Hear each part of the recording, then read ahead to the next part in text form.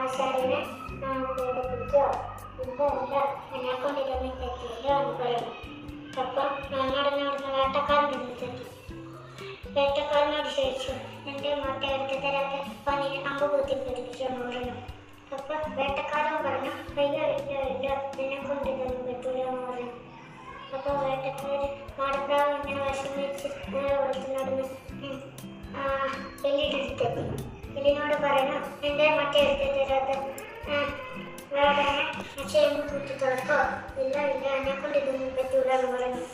പിന്നെ എലി നടന്നില്ല ഒളിച്ചു പോയി പൂച്ചെടുത്തെത്തി. പൂച്ചനോട് ചോദിച്ചു, എൻ്റെ മുട്ട എടുത്ത് തരാത്ത എലിനെ പേടിപ്പിക്കാമെന്ന് പറഞ്ഞു. പൂച്ച പറഞ്ഞു, ഇല്ല ഇല്ല എന്നെ കൊണ്ട് ഇതൊന്നും പറ്റൂല എന്ന് പറഞ്ഞു. പറഞ്ഞപ്പോൾ അപ്പോൾ മാടപ്രാവ് കുട്ടികളെടുത്തെത്തി. കുട്ടികളിനോട് ചോദിച്ചു, എൻ്റെ മുട്ട എടുത്ത് തരാത്ത പൂച്ചനെ കല്ലെറിഞ്ഞ് പേടിപ്പിക്കാമെന്ന് പറഞ്ഞു. അപ്പോൾ കുട്ടികളോട് പറഞ്ഞു, ഇല്ല ഇല്ല എന്നെ കൊണ്ട് ഇതൊന്നും പറ്റൂല എന്ന് പറഞ്ഞു. അപ്പോൾ പോയി അപ്പൂപ്പൻ്റെ അടുത്തെത്തി. അപ്പൂപ്പനോട് ചോദിച്ചു, എൻ്റെ മുട്ട എടുത്ത് തരാത്ത കുട്ടികളിനെ പേടിപ്പിച്ചോ? അടിയോണ്ട് ഇല്ല ഇല്ല എന്നെ കൊണ്ട് ഇതൊന്നും പറ്റൂല എന്ന് പറഞ്ഞു അപ്പൂപ്പൻ. അപ്പോൾ മാടപ്രാവ് പോയി തീയെടുത്തെത്തി. തീയിനോട് ചോദിച്ചു, എൻ്റെ മുട്ട എടുത്ത് തരാത്ത അപ്പൂപ്പൻ്റെ ദിശ കരിച്ച് കളയുന്നു പറയണം.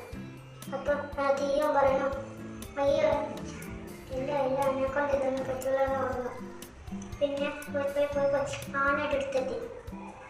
ആനയോട് ചോദിച്ചു, എൻ്റെ മുട്ട എടുത്ത് തരാത്ത തീനെ വെള്ളം ചുറ്റി പേടിപ്പിച്ചു. ഇല്ല ഇല്ല എന്നെ കൊണ്ട് ഇതൊന്നും പറ്റൂല എന്ന് പറയണം. പിന്നെ മാടപ്രാവ് പോയി ഉറുമ്പിൻ്റെ അടുത്തെത്തി. ഉറുമ്പിനോട് ചോദിച്ചു, എൻ്റെ മുട്ട എടുത്ത് തരാത്ത ആനനെ തുമ്പിക്കറിയുമ്പോൾ ഒറ്റടി കൊടി കൊടിക്കുമെന്ന് ചോദിച്ചു. അപ്പോൾ ഇപ്പം വരാമെന്ന് പറയുന്നു ഉറുമ്പ്.